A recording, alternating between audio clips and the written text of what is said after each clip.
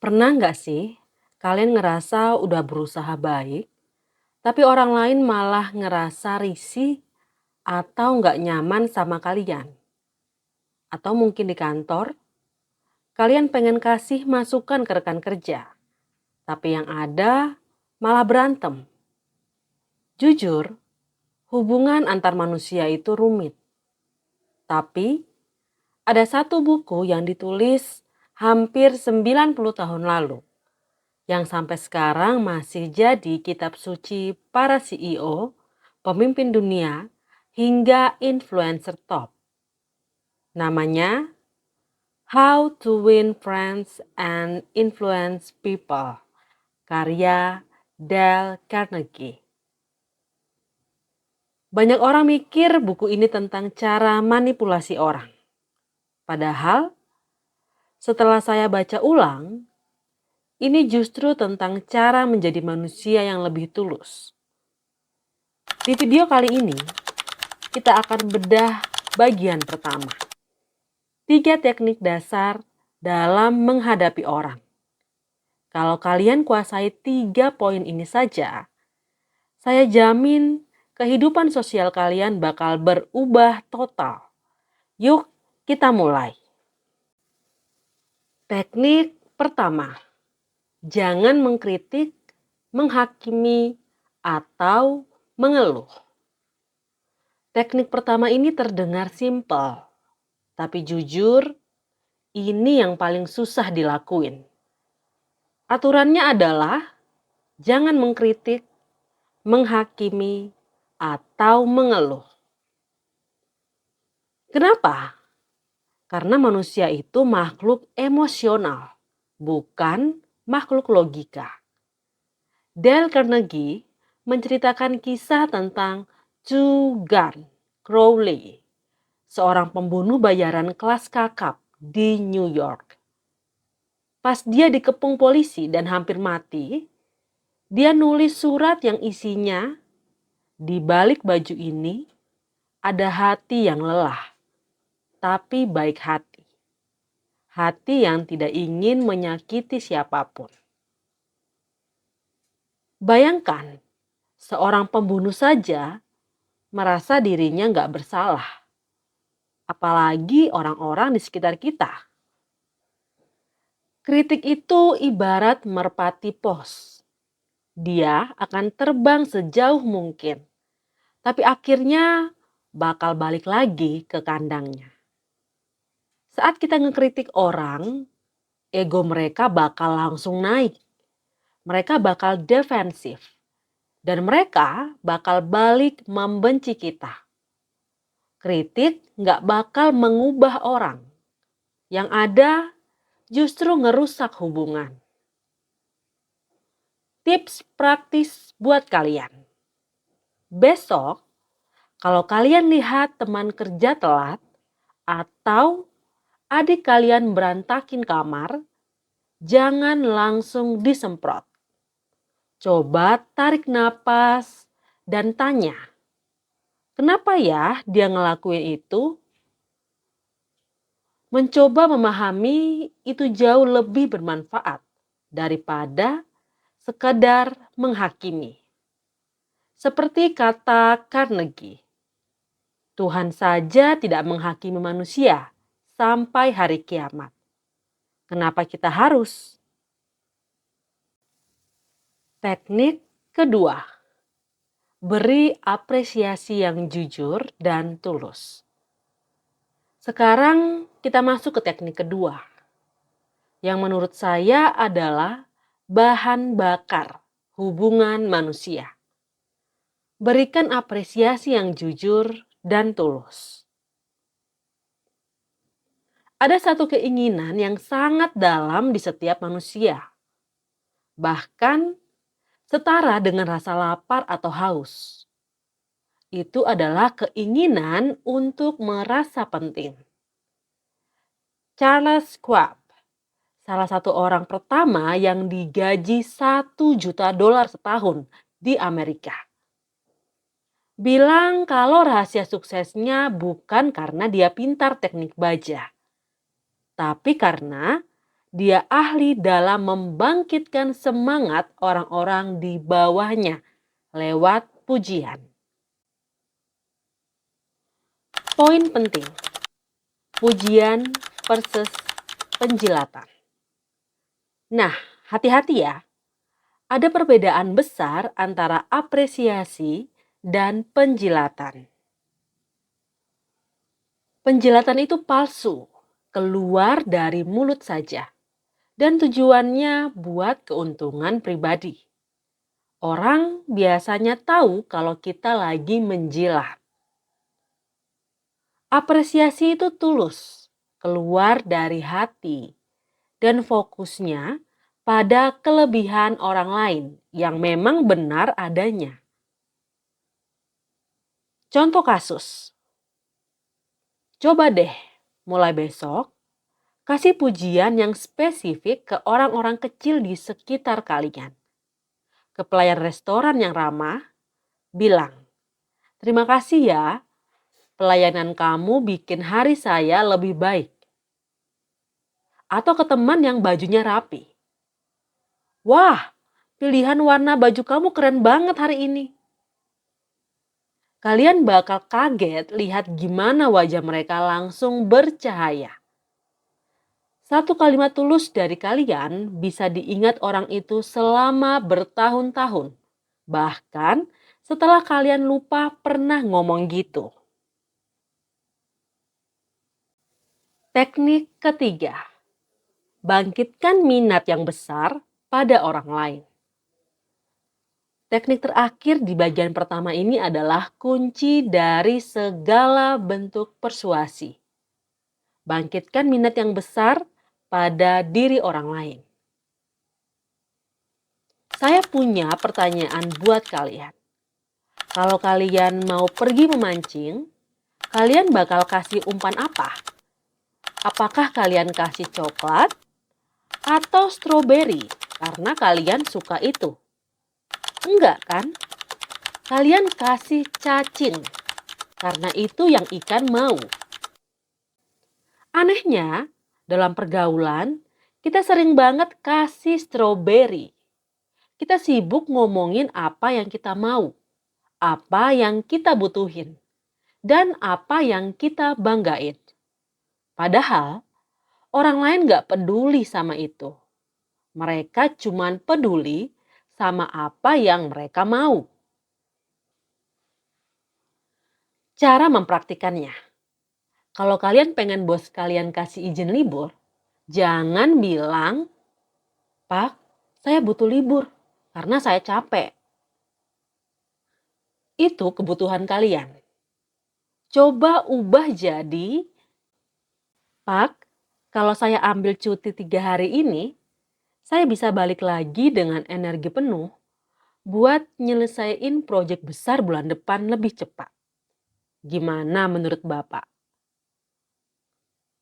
Lihat perbedaannya. Kalian bicara tentang apa yang dia inginkan, yaitu proyek selesai cepat. Kesimpulannya, satu-satunya cara di dunia ini untuk menggerakkan orang lain adalah dengan bicara tentang apa yang mereka inginkan dan menunjukkan kepada mereka bagaimana cara mendapatkannya. Oke, setelah tadi kita bahas 3 teknik dasar dari bagian pertama, sekarang kita masuk ke senjata yang lebih praktis. Bayangkan kalian masuk ke sebuah ruangan penuh orang asing, atau kalian lagi kencan pertama, atau mungkin lagi wawancara kerja. Gimana caranya dalam hitungan menit mereka ngerasa, "Wah, orang ini asik banget ya, gue suka sama dia." Dale Carnegie kasih kita 6 aturan emas di bagian kedua ini. Dan percaya nggak? Aturan pertamanya itu bukan tentang bicara, tapi tentang sikap. Mari kita bedah satu persatu. Aturan nomor 1. Jadilah tertarik secara tulus pada orang lain. Ada kutipan keren di buku ini. Kamu bisa dapat lebih banyak teman dalam 2 bulan dengan menjadi tertarik pada orang lain daripada dalam 2 tahun dengan mencoba membuat orang lain tertarik padamu. Bayangkan seekor anjing. Kenapa anjing itu dicintai semua orang? Padahal dia nggak kerja, nggak kasih uang. Karena saat dia lihat kamu, dia kegirangan.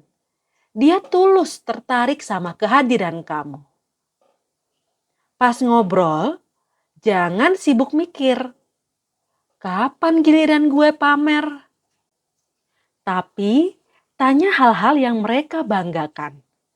Orang bakal nganggap kamu komunikator yang hebat hanya karena kamu dengerin mereka dengan antusias. Aturan kedua, simpel banget, tapi sering dilupain. Tersenyumlah. Senyum itu gak cuma sinyal kalau kita bahagia, tapi sinyal kalau kita nyaman dengan kehadiran mereka. Carnegie bilang, senyum yang tulus itu harganya mahal, tapi gratis. Kalau kalian lagi gak pengen senyum, coba deh paksa diri buat bersiul atau nyanyi kecil.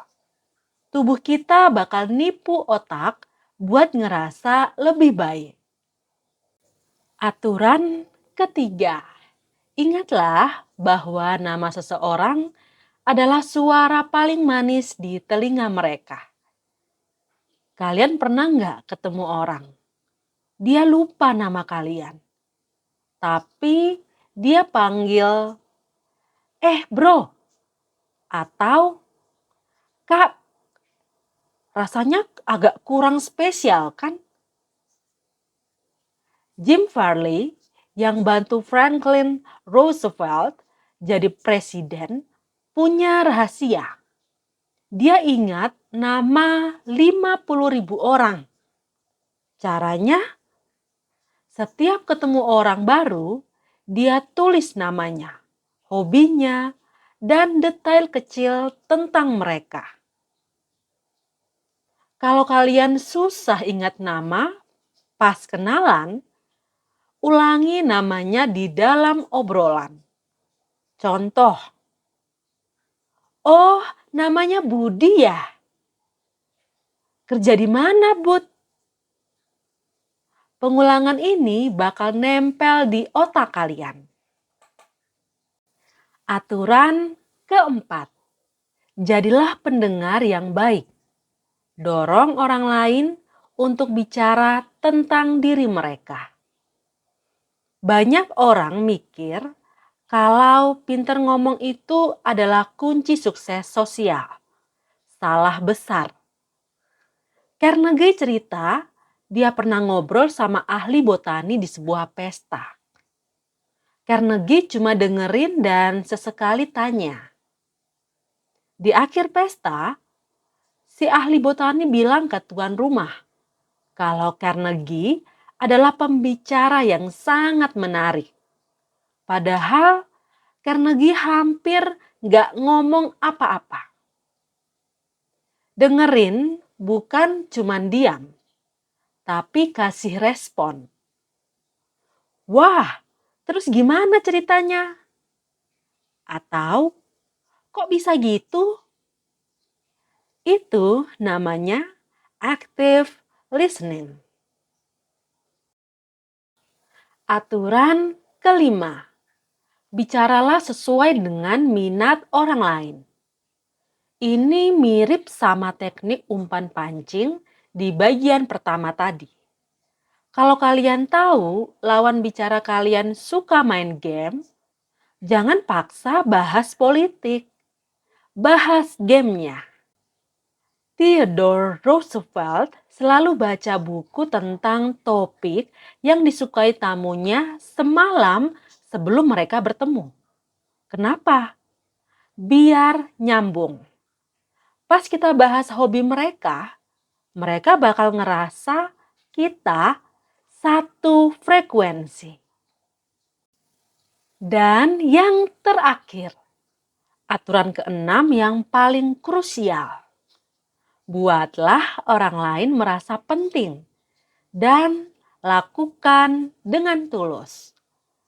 Setiap orang yang kalian temui di jalan, di kantor, atau di pasar, ngerasa mereka punya kelebihan di atas kalian.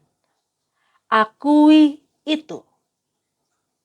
Jangan cuman puji hal besar, puji hal kecil. Misalnya ke satpam kantor. Terima kasih ya Pak, Bapak selalu jaga parkiran dengan rapi. Saya jadi tenang kerjanya. Ingat, hukum emas. Lakukan kepada orang lain apa yang kamu ingin mereka lakukan kepadamu. Nah, sekarang kita sudah punya 9 teknik lengkap. 3 dari bagian pertama dan 6 dari bagian kedua. Kalau kalian gabungin semuanya, kalian gak cuman bakal punya banyak teman, tapi kalian bakal jadi magnet buat peluang baru.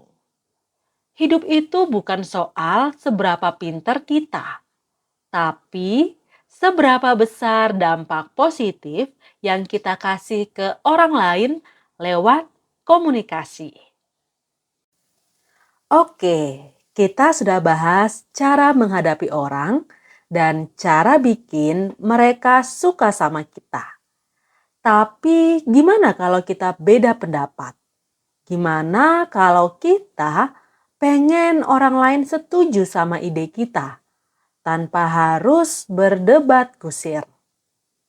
Di bagian ketiga ini, Dale Carnegie kasih kita 12 aturan emas. Tapi tenang, biar kalian gak pusing, saya sudah rangkum 12 aturan itu ke dalam 4 pilar utama persuasi. Ini adalah level lanjut dari komunikasi. Mari kita bedah. Pilar pertama. Aturan pertama dan yang paling mengejutkan dari Carnegie adalah satu-satunya cara mendapatkan yang terbaik dari sebuah argumen adalah dengan menghindarinya. Pernah nggak kalian menang debat di internet? Kalian kasih data, kalian menang. Tapi apakah orang itu jadi setuju sama kalian? Enggak, mereka justru makin benci. Carnegie bilang, seorang pria yang dipaksa setuju melawan kehendaknya tetap pada pendapatnya sendiri. Tips praktis yang pertama, jangan bilang, kamu salah. Ini adalah serangan langsung ke ego. Kalau mau koreksi, mulailah dengan, mungkin saya yang salah, tapi mari kita lihat faktanya. Kedua, akui kesalahan dengan cepat. Kalau kamu tahu kamu salah, langsung akui dengan antusias. Ini bakal melucuti senjata lawan bicara kamu dan bikin mereka jadi lebih lunak. Pilar kedua adalah tentang mencari kesepakatan di awal. Jangan mulai obrolan dengan hal-hal yang kalian gak setujui. Mulailah dengan hal yang kalian setujui. Dapatkan jawaban ya, sesegera mungkin. Ajukan pertanyaan yang jawabannya pasti ya. Secara psikologis, kalau seseorang sudah bilang ya berkali-kali, akan lebih sulit bagi mereka untuk tiba-tiba bilang tidak saat kamu menawarkan ide utamamu. Pilar ketiga ini sangat jenius. Biarkan orang lain yang merasa bahwa ide itu adalah ide mereka. Manusia itu jauh lebih percaya sama ide yang mereka temukan sendiri daripada ide yang disuapin orang lain. Daripada bilang ke tim kamu, kalian harus kerja lembur minggu ini. Coba tanya, gimana menurut kalian cara terbaik supaya proyek ini selesai tepat waktu sesuai deadline? Saat mereka mengusulkan lembur, mereka bakal melakukannya dengan semangat karena itu adalah ide mereka sendiri, bukan perintah kamu. Terakhir, pilar keempat, dramatisasi ide kamu dan berikan tantangan. Zaman sekarang, sekadar menyatakan kebenaran itu nggak cukup. Kebenaran harus dibuat menarik, visual, dan dramatis. Carnegie cerita tentang pengusaha yang pengen pegawainya kerja lebih rajin. Dia nggak marah-marah. Dia cuma ambil kapur, tulis angka 6 besar di lantai. Artinya, shift pagi dapat 6 hasil. Pas shift malam datang, mereka merasa tertantang. Dan besoknya, angka itu berubah jadi 7. Wah, nggak kerasa kita sudah bedah hampir seluruh inti dari buku How to Win Friends and Influence People. Dari teknik dasar, cara disukai, sampai cara memenangkan pemikiran orang. Mungkin kalian ngerasa, duh ribet banget ya, mau ngomong aja harus mikir gini. Tapi percaya deh, ini bukan soal teknik.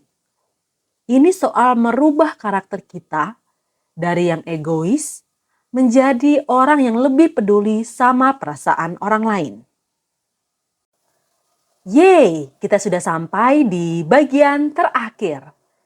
Kita sudah belajar cara menghadapi orang, cara bikin mereka suka sama kita, bahkan cara memenangkan pemikiran mereka.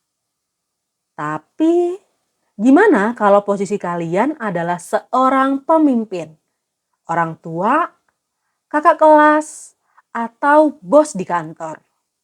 Gimana cara kalian negur kesalahan orang lain tanpa bikin mereka benci atau resign besoknya?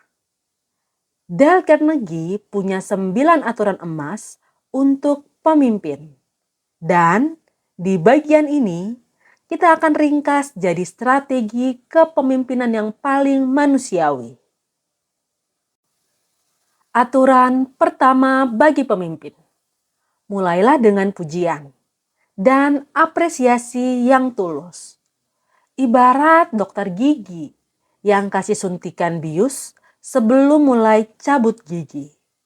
Sakitnya tetap ada, tapi rasa sakitnya jauh berkurang karena ada biusnya. Tips praktis. Jangan langsung bilang, laporan kamu berantakan. Coba ganti jadi, saya suka banget sama cara kamu presentasi tadi. Poin-poinnya jelas, tapi ada beberapa data di laporan tertulisnya yang perlu kita rapihin sedikit supaya makin sempurna.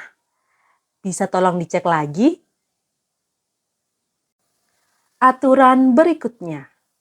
Bicarakan kesalahan diri sendiri sebelum mengkritik orang lain. Gak ada yang suka dikritik sama orang yang ngerasa dirinya sempurna. Bilang ke mereka, dulu pas saya seumuran kamu, saya juga sering salah di bagian ini. Ini bikin posisi kalian setara, bukan atasan yang galak. Alih-alih kasih perintah langsung, kayak kerjain ini sekarang. Carnegie menyarankan buat ajukan pertanyaan. Kira-kira kalau kita pakai cara ini, hasilnya bakal lebih bagus nggak ya? Saat orang merasa dilibatkan dalam keputusan, mereka bakal ngerasa punya tanggung jawab lebih buat nyelesain tugas itu. Ini aturan yang sering banget dilupain pemimpin egois. Biarkan orang lain menyelamatkan muka mereka. Save face. Kalau ada karyawan yang kinerjanya turun dan harus dipindah tugas, jangan permalukan dia di depan umum. Cari alasan yang lebih halus. Misalnya, kita butuh pengalaman kamu di divisi lain buat bantu tim baru.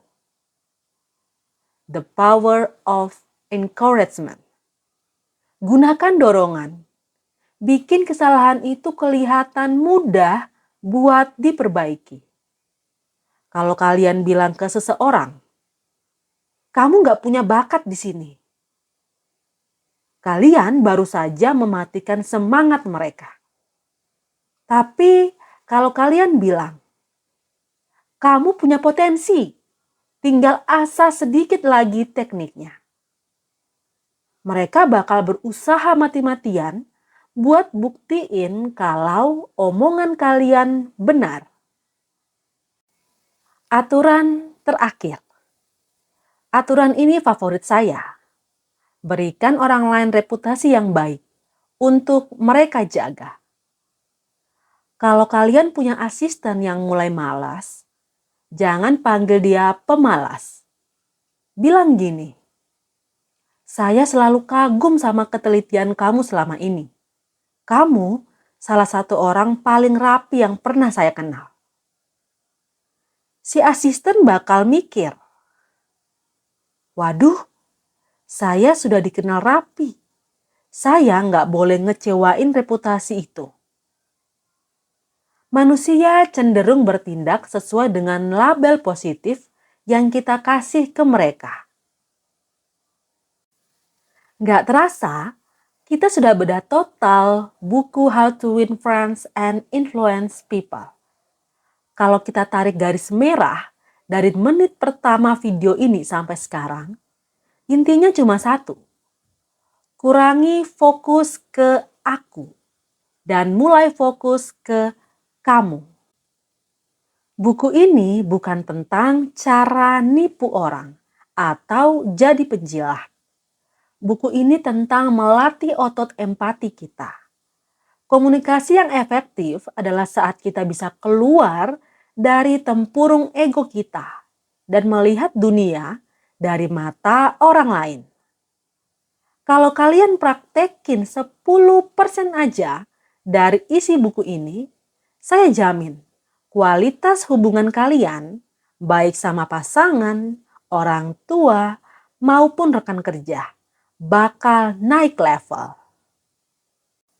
Selesai sudah perjalanan kita bareng Dale Carnegie. Terima kasih buat kalian yang sudah nonton maraton dari bagian 1 sampai bagian 4. Kalian adalah orang-orang yang serius mau bertumbuh.